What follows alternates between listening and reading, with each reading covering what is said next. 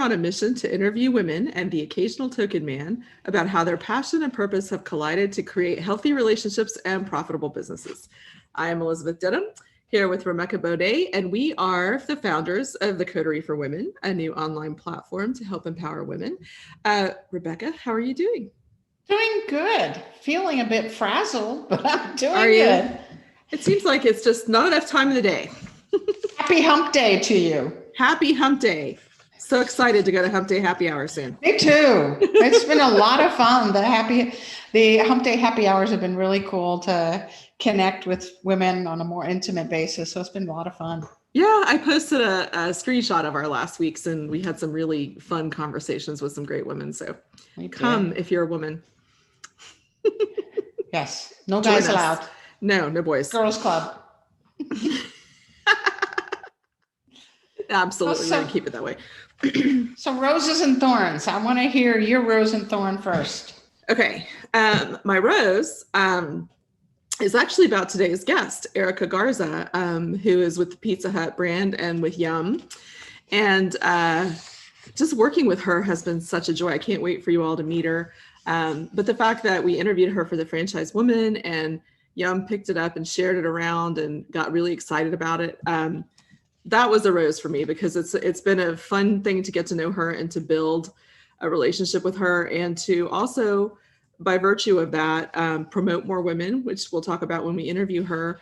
But just to be associated with someone like that who has such a great vision, that was a fun rose this week. And then to have our article on her shared so broadly was very exciting. So she's such a visionary. She is. I mean, just this humble visionary that just sort of gets, the struggles that women go through, and she wants to provide opportunity. I can't wait to interview her. I know. And she's willing to speak up for what she believes in, which I just love in such a big brand that she's got that voice.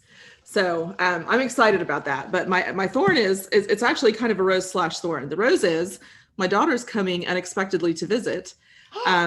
She's covering a story. If you are not from the Gulf Coast, you might not have heard of the Mullet Toss, which is an annual event at the Flora-Bama, which is a bar that straddles the Florida-Alabama line.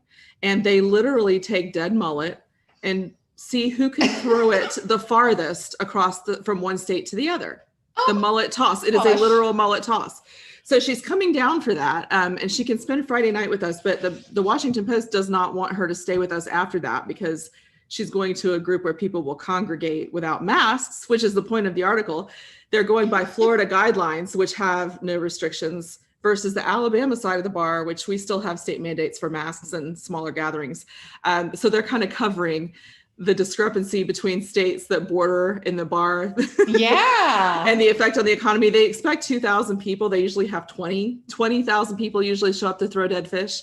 So my thorn is that she doesn't get to stay with us after Friday night because the Post doesn't want to, take on that risk for our family, which is very sweet. However, I told her we could just throw her in the shower every time she walked in the door. I'd have been okay with it. That's right. We spray her down, hose her down. Yeah, but it's her first business trip as a reporter. So and it's so funny. I mean, like the Washington Post cannot get over the mullet toss.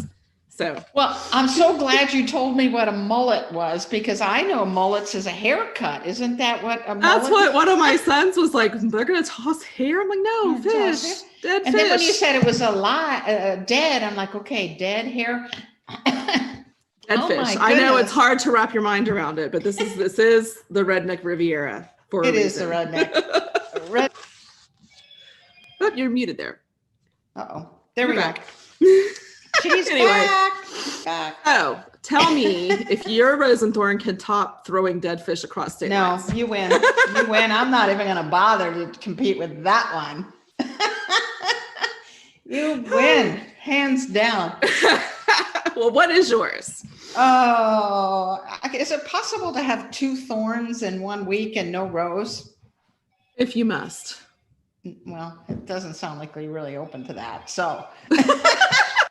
Well, I think you need to get them off your chest. So we will go with it because you've had a lot of roses lately. I've had so many wonderful roses. Yeah. I had 2 thorns this week.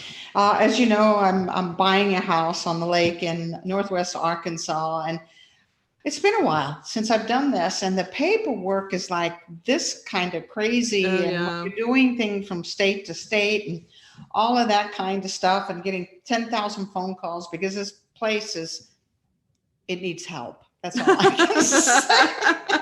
It's a fixer-upper. It's a fixer-upper, and you got calls from different contractors and this and that and inspectors.